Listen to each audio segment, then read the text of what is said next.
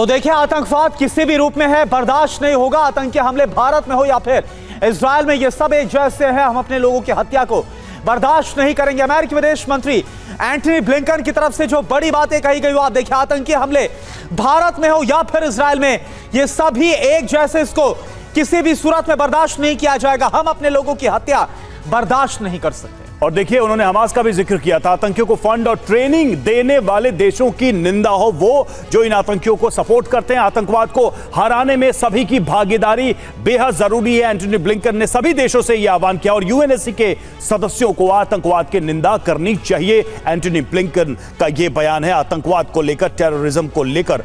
और बड़ी बात है, बोको हरम हो या फिर अलकायदा हो, ISIS हो और हमास हो, सबको उन्होंने एक ही तरह से कैटेगराइज किया अपने बयान में और कहा कि ये सभी आतंकवादी समूह हैं, इनको बर्दाश्त नहीं किया जाएगा। और इजरायल में दुनिया की महाशक्तियों के बड़े नेताओं की इजरायल पहुंचने का सिलसिला जारी है। कल फ्रांस के राष्ट्रपति मैक्रों इजरायल पहुंचे और इससे पहले तमाम दूसरे नेता भी इजरायल पहुंच चुके हैं।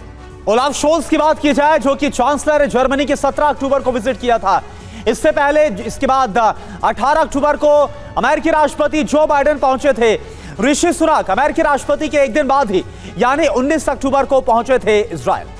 साथ ही देखिए, जॉर्जिया मेलोनी PM इटली, वो 21 अक्टूबर 2023 को पहुंची इजरायल के समर्थन में। और साथ ही ग्रीस के PM मित्सोटाकिस भी 23 अक्टूबर को पहुंचे थे इजरायल के साथ अपना समर्थन दिखाने के लिए। और वहीं नीदरलैंड्स के प्रधानमंत्री मार्क रूट की बात की जाए, जो 23 अक्टूबर को पहुंचे। इमैनुअल मैक्रों फ्रांस के राष्ट्रपति 24 अक्टूबर और पैट फियाला, जो कि चेक रिपब्लिक के प्रधानमंत्री हैं, वो आज पहुंचने वाले हैं। कमांडर राजीव सरदाना सर भी इस वक्त हमारे साथ एज अ डिफेंस एक्सपर्ट अब जुड़ चुके हैं। कमांडर राजीव सरदाना सर, मैं ये आपसे पूछना चाहूंगा, 19वां दिन हो गया है, इन सब के बीच लगातार हम बड़े बड़े राष्ट्राध्यक्षों का दौरा भी इजरायल का देख पा रहे हैं, लेकिन किस तरफ जाता हुआ युद्ध आप देख पा रहे हैं? क्या इन दौरों से कोई फर्क पड़ पाएगा? क्या शांति के लिए है या इजरायल का समर्थन करने के लिए फिलिस्तीन के खिलाफ, अरब वर्ल्ड के खिलाफ?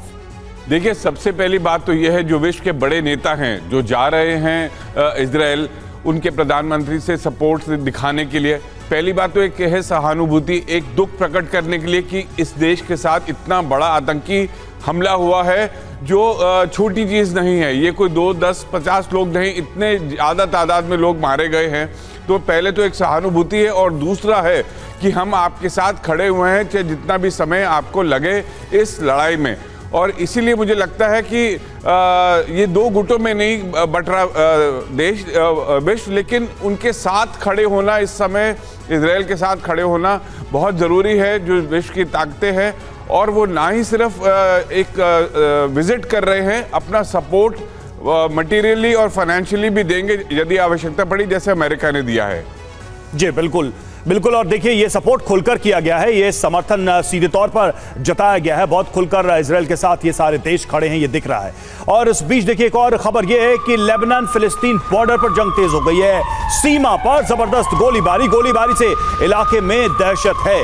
तो लेबनान फिलिस्तीन बॉर्डर पर भी जंग तेज होती नजर आ रही है, तनाव बढ़ता नजर आ रहा है।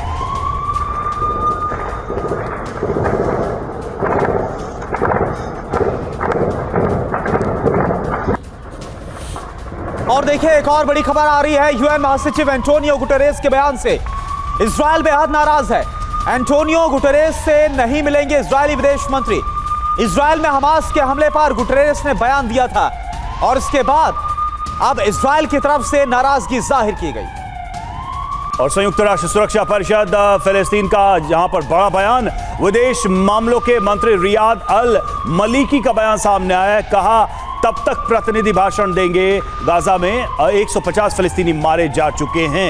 यह भाषण कब तक होगा? मलिकी ने कहा कि गाजा में अब तक 5700 लोगों की हत्या हो चुकी है।